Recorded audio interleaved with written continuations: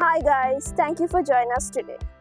As we explore vital role of renewable energy solution in shaping sustainable future, our focus is on how solar, wind and hydro energy can drive economic growth and environmental sustainability, particularly in the context of Sri Lanka. To start off, can you give us an overview about your role at NORCAP and how it's related to renewable energy solutions? Yeah, thank you very much for giving me this opportunity. My name is Emmanuel, as you rightly said. I work for NORCAP and as part of the head office team in Oslo. I'm the regional energy advisor for eastern part of Africa, covering all the way from the Horn of Africa to the southern part of Africa.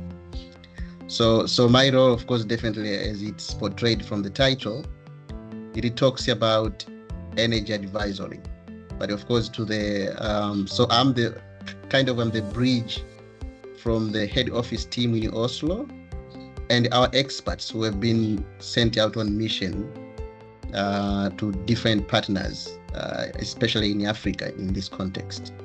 So this is so whatever we are promoting is pretty much in line with sustainable energy, clean energy, and that speaks pretty much to renewable energy solutions. What inspires you to focus on renewable energy, and what do you find most rewarding about this work? Yeah, NORCAP is part of the Norwegian Refugee Council, but of course we have a very peculiar mandate of especially trying to advocate for the clean energy solutions. But of course NORCAP also does three different sectors. It does humanitarian development and peace building sectors. So we want to do it in a just but also sustainable way. And of course, NORCAP has got 5 strategic objectives that are, they've been covered through from 2022 to 2025. And one of them is to promote climate action and sustainable responses. So the idea is to also empower and improve aid to better protect and empower people affected by crisis, but also climate change. So in that case, of course, energy is pretty much central. And so whatever we want to promote when it comes to the energy interventions, then it has to be clean energy. It has to be energy that speaks to the future. So renewable energy is what actually we do promote. What is pretty much rewarding about this is we see renewable energy has a role to play when it comes to conflict resolution, to bring peaceful coexistence, for example, of the host community and the displaced population. But also renewable is can be decentralized and can be local solution. So that's why we see energy in renewable space is very much pertinent when it comes to these people, especially who are very much displaced and very much isolated with the rest of the communities. So seeing people trying to harness local solutions from the local resources like solar and maybe biomass is pretty much rewarding, yeah. Okay, now let's dive into solar energy. It has seen significant advancement in recent years. According to what you have encountered, what are the most promising innovations in solar industry? Yeah, I mean, you see there are a lot of technological progress that is going on when it comes to the solar energy because as the world actually tries to transition to the low carbon future and talking about renewable, it's pretty much primarily we are talking about solar energy, especially when we talk about sub-Saharan Africa. We have vast land which can harness actually solar energy. And solar energy, not only electricity, but also solar energy as energy. So energy, for example, energy for cooking, energy for cooling, energy for agriculture, and energy for all those. So an interesting aspect when it comes to the solar energy that I can now actually mention is agrivoltaics aspect. So where you have a solar panels that can also support agricultural activities underneath of the solar roof, but also you get electricity out of that. But solar thermal is an interesting aspect. Research has to also continue when it comes to solar thermal to do away from the traditional parabolic, say, solar cookers, for example, towards something that actually makes much more sense and practical in all aspects. The battery technology is an interesting one. So we see a lot of innovations happening, and that's going to be a game changer. If we talk about solar energy to gain scale, to replace fossil, if that is possible at all, then we have to see the battery technology up to speed. And we already see something is happening in that space, but of course not to the pace that we want to achieve the net zero aspect. But so the technology, the battery technology, the solar thermal aspects and agrivoltaics, I see them as a few key issues that are worth mentioning when it comes to the promising innovations. Can you share successful solar projects from your work or elsewhere that we can apply for Sri Lanka? Yeah, I mean, well, you know, we at the humanitarian space, of course, I have a few to share, and we have supported, you know, NORCAP is providing technical assistance to the partners in the humanitarian aid space. So we give our technical expertise, for example, in the designing and in procurement aspects, but also implementation. So I can cite a few examples actually that we have done successfully in terms of the community. In Tanzania, we supported with technical assistance to do solarization of the health clinics. So several health clinics have been installed, and those actually they do provide healthcare services at the local vicinity of the community before they go to the bigger hospitals within the refugee camps in Tanzania. But actually in Madagascar, through our experts, we have also supported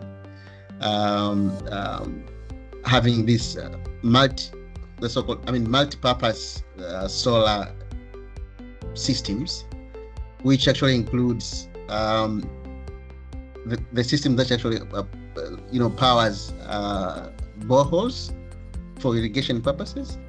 Also, it provides some IT solutions within their local communities where they can also the pupils, the school children can come and learn some stuff from elsewhere in the world. So we have that. Is quite interesting, and in partnership with WFP in Madagascar, several of those have been rolled out and still they are ongoing. Madagascar, for example, in the southern part is really dry. So they are short of so many things, including food. So what we want to address is about acute malnutrition and hunger. So we think energy has a major role to play when it comes to providing agriculture through irrigation systems. But of course, agro-processing as well activities are happening through the same system. So the solar PV system provides pumps water for irrigation, but it also powers milling machines where the harvests are going to be milled. It also supplies water as well within schools and some clinics, and it also provides some ICT solutions in the communities. Yeah.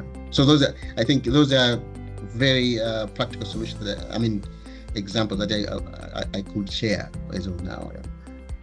What are the main challenges that country can face when implementing solar energy solutions, and how these can be overcome? Well, the biggest challenge of them all when it comes to renewable energy, apart from solar, it is the financing. I was also in COP last week at Azerbaijan. It was pretty much central about financing, and that speaks to all the stuff when it comes to promoting renewable energy, promoting just transition, promoting a low carbon economy. So again, so most countries, especially developing countries, whether it's in Africa or in Asia, they lack necessary financing to unlock the potential for solar energy. And again, that speaks to the fact that most of the technologies that are being installed do not meet the needs. So the productive use aspect is not very much central when it comes to implementing these projects. And again, solar energy is very much intermittent, does not available all the time. So replacing other sources of energy is going to be complicated. So the solution could be having storage facilities which are able to provide necessary power as they are needed. But actually, storage is very expensive, so we need much more of research and development aspect, so that we are able to get the storage facilities becoming affordable. But for now, I think the solution is to do hybrid solutions. We bring in the fossil fuel a little bit, and then the solar energy, so that to bridge that particular gap that solar cannot actually meet. And most of the projects in Africa and in the other developing world, like Asia, and people are talking about pilots, and the pilots are conceived somewhere else. So it's pretty much top down, so that they do not actually speak to the needs of the communities. So that's the major challenge. So the community engagement is not very much central to most of the donor-funded projects. So this is the major challenge that I think going forward should be addressed. Shifting to wind energy. What are the current trends that you are observing when developing wind energy solutions globally? Well, I mean, wind energy is interesting, and people say perhaps it's the most promising source of energy that can maybe compete or can support transitioning from hydrocarbons to renewables.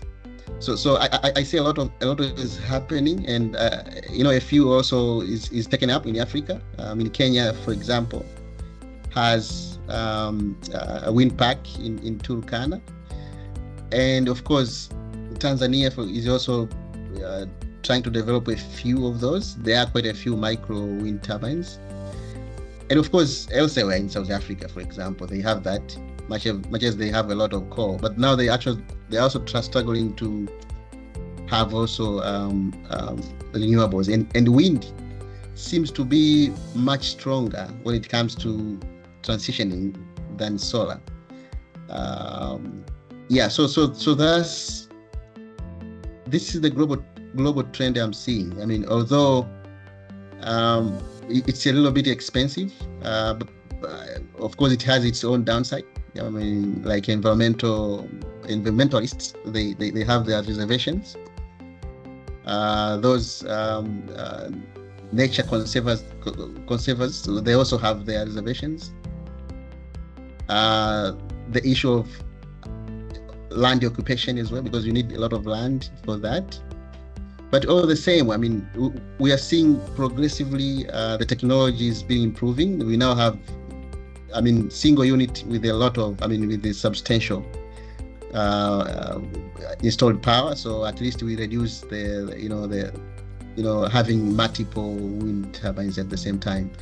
So so the future for wind is promising, if you ask me, and it will be a critical technology when it comes to transitioning to the low carbon future. Can you highlight specific wind energy project that made significant impact in that region? Yeah, as I did highlight, I mean, the biggest project that we can cite, which is in Africa, it's the Turkana wind park in Kenya. And because it's within the region, it's one of its kind, and it has paved the way for other countries in the region to also think about having wind projects. We have seen the wind park in our own continent, which we've been seeing all the time in Europe, but now I think it's very promising because one of the things that actually impede the wide uptake of these kind of things is the knowledge that these kind of things can make a difference. So now that we have things at the doorstep within our continent, I think it's much easier. Of course, in Asia, there's quite a lot of that. I mean, and Asia is quite diverse when it comes to Asia.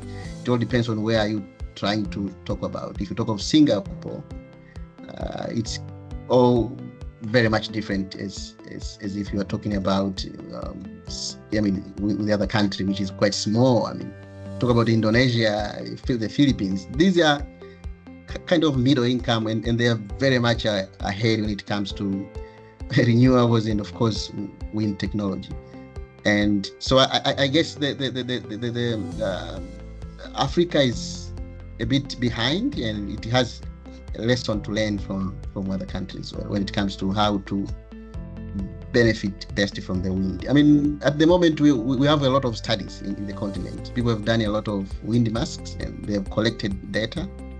So the only thing that now is to do investments. And investment speaks to the finance, which is still lacking. But of course, because Africa has also other sources, so they feel they better go to the source that the traditions that they know, say hydro, for example, rather than trying something with scarce resource. So, but at least we have a few projects around the region, as I said, in South Africa as well, and up north, the North African, which is part of Arab world, they're also quite ahead when it comes to that, and we can very much learn from them. Yeah. Looking ahead, how do you see the future of wind energy evolving in terms of technology and investment? Well, I mean, I suppose this question is general, like globally speaking. The offshore is where you can also get most of energy, because this is where you can also get most of wind. I mean, the source is much higher on the offshore space as opposed to the onshore. Of course, the tricky part again is about the cost. It's to build the base and all that is very, very expensive, and it might actually need some specialized skills and equipment, which not many countries will have that capacity to do. But when it comes to the resource, is quite promising. I mean, for example, in Tanzania, we have a very good wind resource when it comes to the offshore of Indian Ocean. We have a coastline of more than 1,000 kilometers. So that coastline has got substantial wind blowing, but again, on the offshore space, which will require substantial investment, which has to be solicited elsewhere or bringing it in private sector on board. So the future I see pretty much when it comes to this, I don't see countries doing it by themselves, but rather actually bringing private sector into the equation. And for some countries which are a little bit conservative when it comes to the energy sector, they want to own it, then the PPP model could be the way to go.